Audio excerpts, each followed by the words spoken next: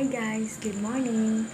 Before I start my topic, first I introduce myself. My name is Cherelle Alifonso. This is my first video in YouTube. So now I will start. Hi guys, good morning. Welcome to my YouTube channel. So now we tackle about the different network media used for computer network. First, network media. Network media is the actual path over which an electrical signal travels as it moves from one component to another. This information sheet describes the common types of network media, including twisted pair cable, coaxial cable, fiber optic cable, and wireless. Twisted pair cable is a type of cabling that is used for telephone communications and most modern Ethernet networks. A pair of wires forms a circuit that can transmit data. The pairs are twisted to provide protection against. There are two basic types of twisted pair cable. First, unshielded twisted pair or UTP and shielded twisted pair or STP. UTP cable is a medium that is composed of pairs of wires and also used in a variety of networks. Each of the 8 individual copper wires in a UTP cable is covered by an insulating material.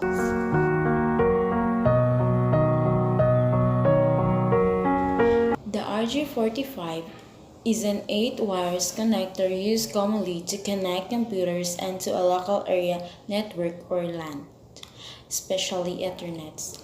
So the RJ45 connectors is this one. The advantage of UTP cable is easy to install and inexpensive. And the disadvantage of UTP cable is more prone to electrical noise and interference than other types of networking media. STP cable combines the techniques of shielding, cancellation, and wire twisting. Each pair of wires is wrapped in a metallic fuel. Although STP prevents interference better than UTP, it is more expensive and difficult to install. So when comparing the UTP and STP, the speed of both types of cable is usually satisfactory for local area distances. The UTP is less expensive than STP because most buildings are already wired with UTP. Many transmission standards are adapted to use it. The second type of network media is an coaxial cable.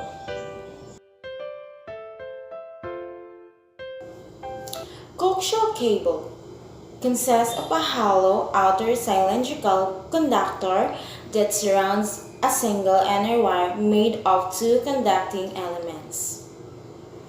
Surrounding the copper conductor is a layer of flexible support 10 to 100 Mbps and is relatively expensive, although it is more costly than UTP on a per unit length. Coaxial cable is less expensive than fiber optic cable, frequently referred to as thicknet. Thicknet cable can be too rigid to install easily in some situations because of its thickness. Coaxial cable is more expensive to install than twisted pair cable. Thicknet cable is almost never used except for a special purpose installation. A connection device is known as a bumper top, used to connect network device to thicknet. Bumper top then was connected to the computer's more flexible cable called Attachment Unit Interface or AUI. Although this 15-pin cable was still thick and tricky to terminate.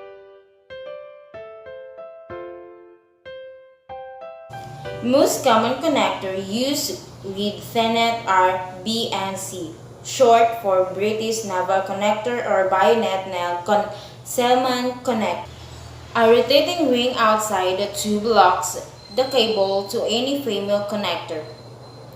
BNC-T connectors are female devices for connecting two cables to a network interface card. BNC connectors facilitates connecting two cables together. Plenum cable is the cable that runs in a plenum space of a belt. Plenum, from Latin meaning pool, is a separate space provided for air circulation for heating, ventilation, and air conditioning.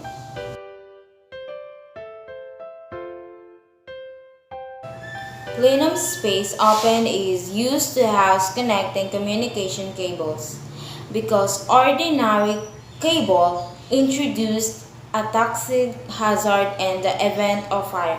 Special plenum cabling is required in primary. Yeah, boy. Used for networking consists of two fibers encased in separate sheets.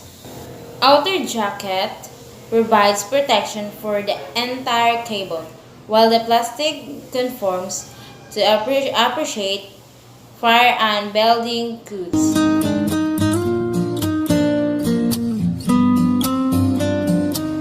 The white guiding parts of an optical fiber are called the core and the cladding. The core is usually very pure glass with a high index of refraction.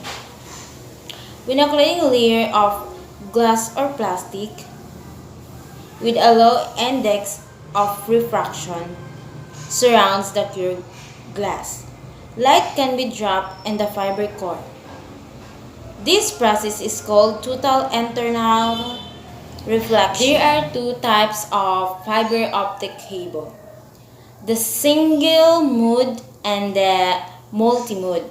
So, the single mode is allow only one mode of light of propagate through the fiber. It is capable of high bandwidth and greater distances than multi-mode, and its often used for campus. Single-mode cable is much more expensive than multi-mode cable. Its maximum cable length is more than 10.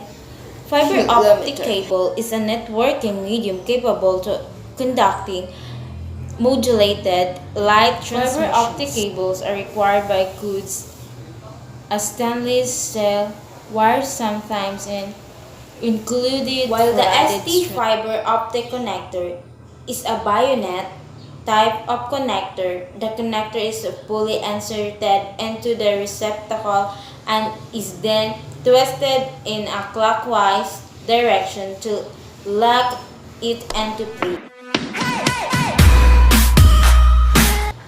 Wireless communication uses radio or RF or infrared IR waves to transmit data between devices on a LAN. For wireless LANs, a key component is the wireless hub or access point used for signal distribution. To receive the signal from the access point, a PC or laptop must install a wireless adapter card. Wireless signals are electromagnetic waves that can travel through the vacuum of outer space and through a medium such as air. No physical medium is necessary for wireless signals, making them a very versatile way to build a network. Wireless signals use portion of the RF spectrum to transmit voice, video, and data. Wireless frequencies range from 3 kHz. That's all. Thank you. Cool.